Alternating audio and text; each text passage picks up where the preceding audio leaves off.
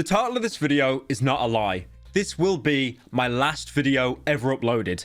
A couple years ago, I made a series called ASOT, a series of tubes, which was basically a weekly roundup of every topic I could find throughout the week. And for a one-time offer, I'm going to do a final episode of ASOT, a series of tubes.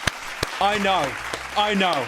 I'm back to making good content again, guys. You know what? Because this is such a monumentous occasion, I'm gonna bring the old room green screen back. You guys remember the old Pyro house, right? With the little archway, because it was basically 2 rooms with the wall knocked down. We're bringing that back now, guys. I've moved house. And you know what? Because you've been all so generous waiting for a video on the main channel, I've even brought back the series of tubes intro that will probably get this entire video copyright claimed. The internet is not something that you just dump something on. The internet is not a big truck. The internet is a series of tubes.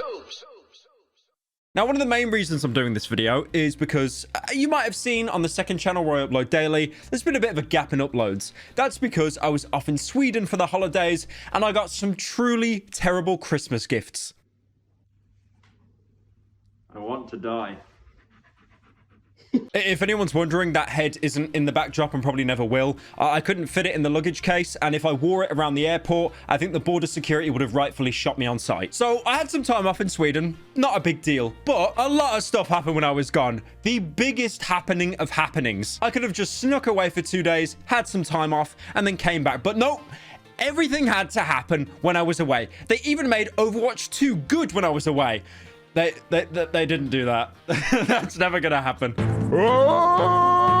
Logan Paul, a character so infamous that when Kratos offered to challenge him, Kratos said, "No, I don't deal with NFTs." A man so insanely powerful with his negative aura of drama and clout that originally he was incarnated as the apple that Adam and Eve ate, and when they ate it, God rejected them from the Garden of Eden and forced them to make NFTs. Now, Logan Paul, as of late, was on a bit of a redemption arc. He got beaten to a pulp by KSI, and then he made an energy drink with KSI, and people kind of forgot about Logan Paul and everything he did in the past because he's friends with KSI. I think the main reason why people didn't focus on Logan is because they were focusing on how disgustingly overpriced their energy drink was being resold for. People are reselling Prime at such high amounts and high values. It shouldn't be worth £100 for a can of Prime, or 10, 15, 20 pounds for a bottle of Prime hydration. But Logan, unfortunately, is the second person to be put on the naughty list, and it's only January.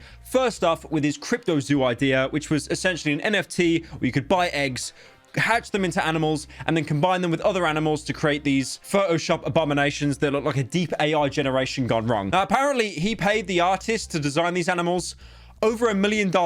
And to say that guy took the money and ran to the bank is an understatement. They look like they're in the same category as when you're a 10-year-old and you look at what the PlayStation 7 would look like on Google. And then, of course, as is tradition, investors came out saying that they lost tens of thousands of dollars. How much did you guys make from Crypto Zoo? I lost around $50,000 in Crypto Zoo. I lost $40,000. I lost around 15,000 US dollars. I lost $25,000. $120,000. $500,000 Australian, which is $500,000 in Crypto Zoo. Shut up! No, you haven't. Yeah, 500K. Oh, no. CoffeeZilla did a great expose of him. Logan Paul's cage was officially rattled. He was tilted, which led him to post this bizarre tweet of him wearing CoffeeZilla's outfit with a green screen and, of course, a cup of coffee. Because, get it? Coffee, he likes coffee. Lol, lamau. Laugh now, laugh now. One thing I'd like to point out about that tweet of Logan Paul, which no one seems to, it's got about 40,000 likes, which is good. I mean, that's very healthy numbers. But then if you look at the amount of views on that tweet, 19 million. So 19 million people chose to lurk that tweet and not interact with it. That is the equivalent of a ratio without even having to do anything. Now, Logan Paul did actually make a video response to CoffeeZilla, which is, as of recording, removed. Lamau. And you'll see why this video has been removed, because it is just absolutely horrendous. It has about as much consistency as a Battlefield 2042 server. And I know what you're thinking. What type of idiot would work with an unsavory individual like Zach Kelling? I guess that's what I get for trusting the team that I relied on to vet and manage Eddie's hiring process, who has turned out to be a professional con man that I have since learned fooled billionaires, the Mormon Church, the owner of the New York Yankees, and now me. And surely you knew. His entire quote for the video is essentially, "Hi guys, it's me, Logan Paul. I'm not the bad guy here.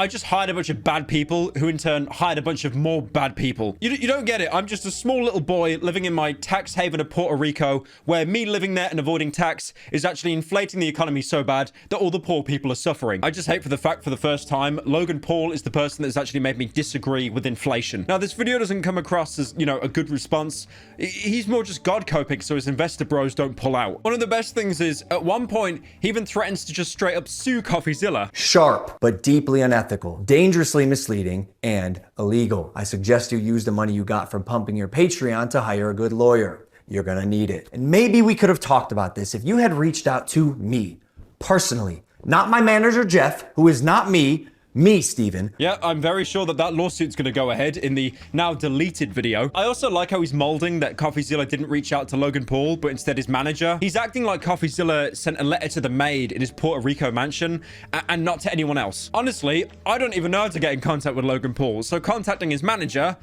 it makes total sense. And then something godly happened. A YouTuber, Yippee, uploaded a video where he turned Logan Paul's Crypto Zoo into a playable game that you could play for free. Keep in mind, to buy a single egg in Logan Paul's scheme was a minimum of $300. This guy made the entire game playable, and it was for free. Announced and stored player progress. I also wanted to learn how to add payments in a web project. I took this as an opportunity and added the ability to buy coins. Please only buy anything if you want to support and you have extra money. You can play the entire game for free. But that's not all. This Attack on Titan season climaxed in the final episode with Logan, after deleting his video, going onto his podcast Impulsive with his little homeboys and just crying in an echo chamber while they just huff his farts. It's me making the joke about farts. That's the best thing. They keep huffing his farts and applauding him at everything he says. Also, it's something to point out in this like defense podcast. There are bottles of his hydration drink just listed everywhere because he thinks he actually knows what subliminal marketing is. Also, he doesn't actually try to defend any of Coffeezilla's arguments against him. He more just tries to whittle him down by saying, he made a lot of money off this, so much money. Because it is now clear to me that he's milking this. Again, why would he not? This is big for him. He caught a lot of traction. He gained like 500,000 subscribers. And I'm sure he got a decent amount of money pumping his Patreon. But I am not interested in feeding into that anymore. So we'll be answering the questions that hopefully. And when Logan isn't feeling sorry for himself, his friends are doing the equivalent of pulling out the Mr. Krabs' world's smallest violin and just playing it with sad music. When all this broke, when we were in Qatar, I'll kind of remember this. We were in the spa one day and I saw the pain in your, and this, like I said, this is not going to turn into a fucking victim thing. I just want to point this out. I saw this pain in your face, bro, and this like emptiness in your fucking eyes when all this was breaking.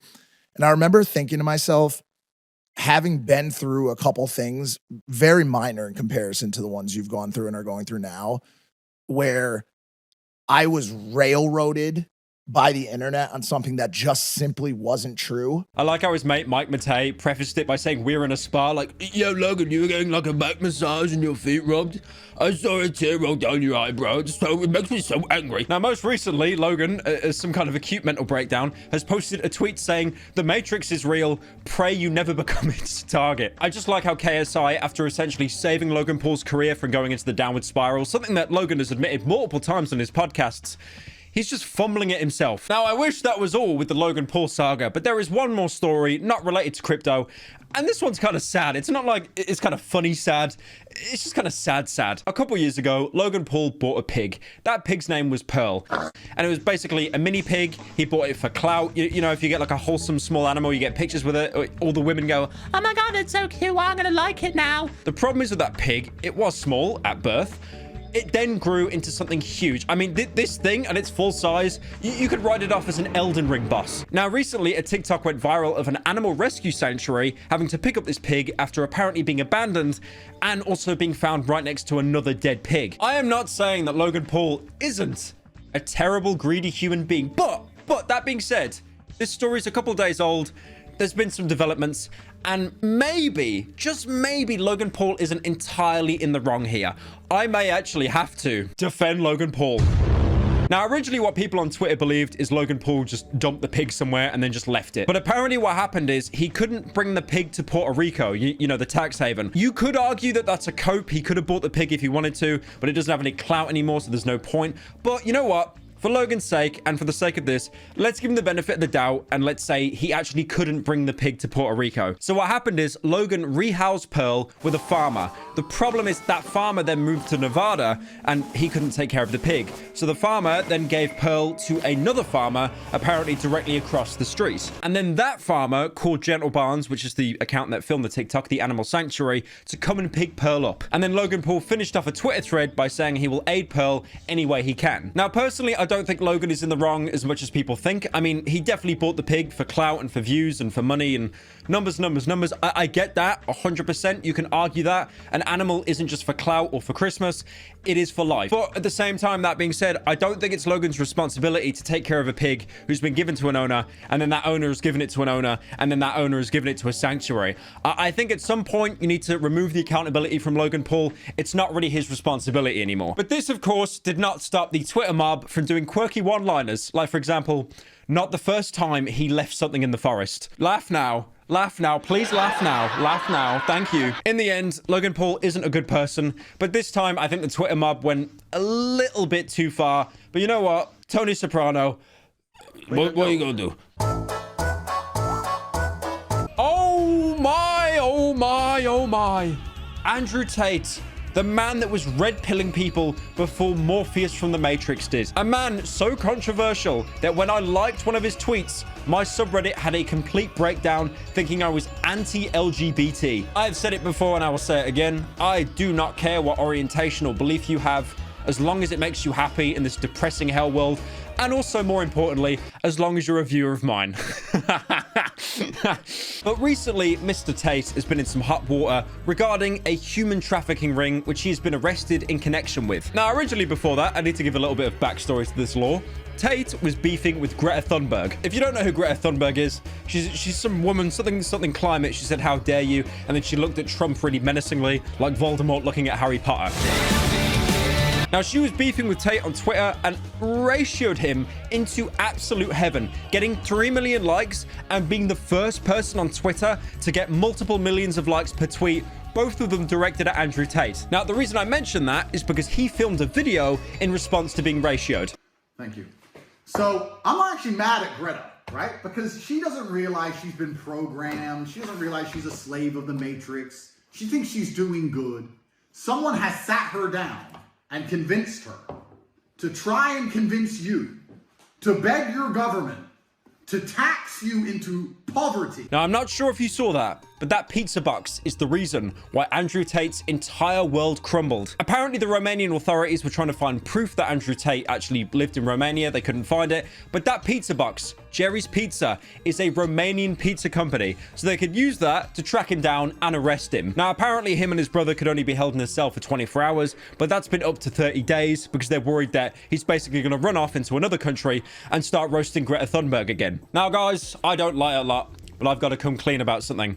Unfortunately, what I told you was a big fat lie, a bit of tomfoolery, if you will. Andrew Tate is indeed being held by Romanian authorities for up to 30 days, but the story about the pizza box, unfortunately, it's not true. So there's this website called Snopes, and they basically try to fact check and debunk ongoing conspiracy theories and, you know, big internet memes. For example, if I look in the mirror and scream Bloody Mary 3 times, will Slenderman actually give me V-Bucks? And they got hold of the pizza box story, and apparently it's fake, because the Romanian authorities got in contact with the website and said, it's pretty funny, but it's not true. This is so sad, guys. How can I tell an entire story and then say it's not real? What the hell? I've had enough of your disingenuous assertions. I love YouTube. I couldn't ask for a better job in the world. To be stuck in my bedroom for 15 plus hours a day, making videos that you sometimes enjoy. I've got my main channel where I upload sometimes. And then my second channel where I try to upload every day. This was meant to be more kind of, you know, calm, relaxed content, but became a complete fight for my life and act of desperation,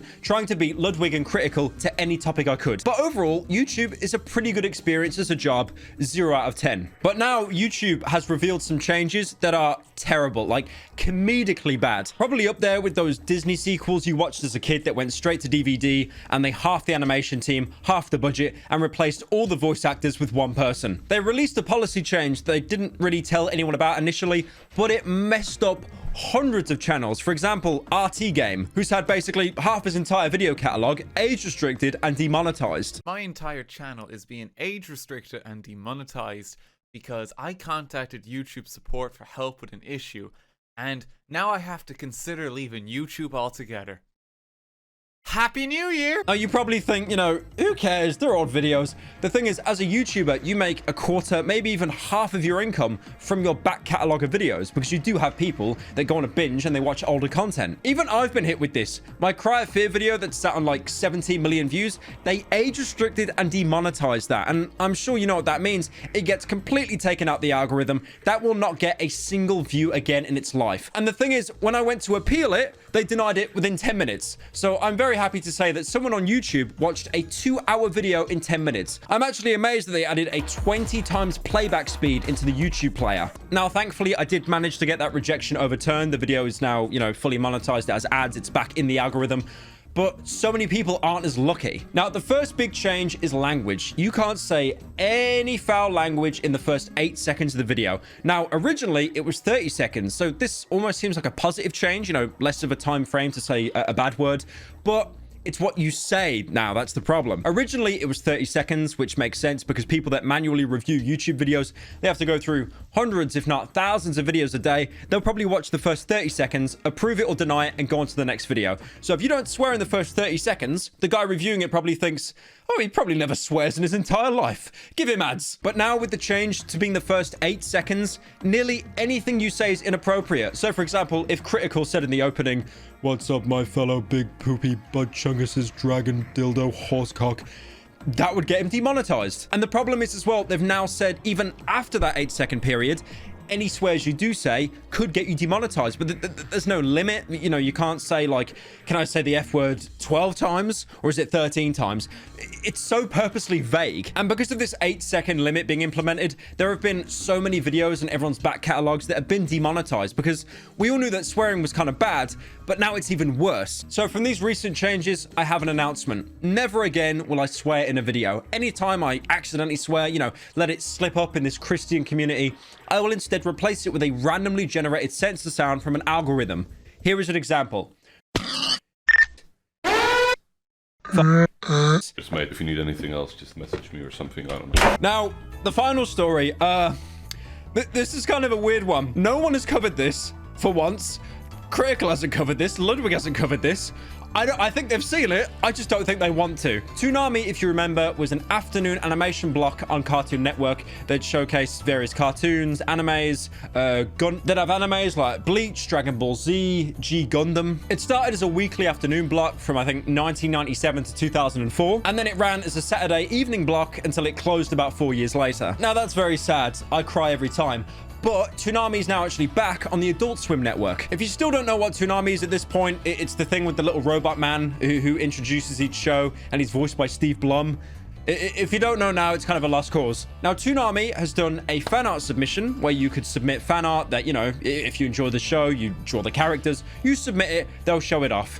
Everyone's happy. This is the problem. I'm not sure how this happened or how this snuck in, but someone submitted blatant fetish art, fat fetish art, as Toonami fan art, and it got in and it got submitted and featured. I'm gonna blur it out, especially after talking about YouTube demonetizing everything, but the worst thing about this submission is how all the other fan art that's in rotation, it's completely normal. This month's fan art features some real heavy hitters. And some beloved classics. Check it out.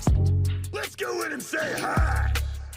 Mom and Dad! Thanks for your help, but this one's mine! Coordinate and push through together! Why am I the only person without my own body? Fan art is back, baby. So keep submitting those pics. You got Samurai Jack, you've got Goku doing a little Fortnite dance, and then straight after, blatant fat fetish art. And then apparently going into the replies, this isn't even the creator's art, that they went behind a paywall, they stole it and then reposted it as their own. I just love how a story like that always has to have layers. Like it wasn't just that kink art was posted, it's that it was stolen. Anyway, I think that's a good way to end ASOT. I'm probably never going to bring this segment back. Maybe I will. If this gets like 5 million views in 2 seconds, maybe I will. Let's see. Okay, you know what? 200,000 likes, 200,000, and then I'll try to bring back ASOT. All right, there you go. The green screen's going. The green screen's... We're back to normal videos. I hope you enjoyed. I need to go lie down. That is everything. We're done.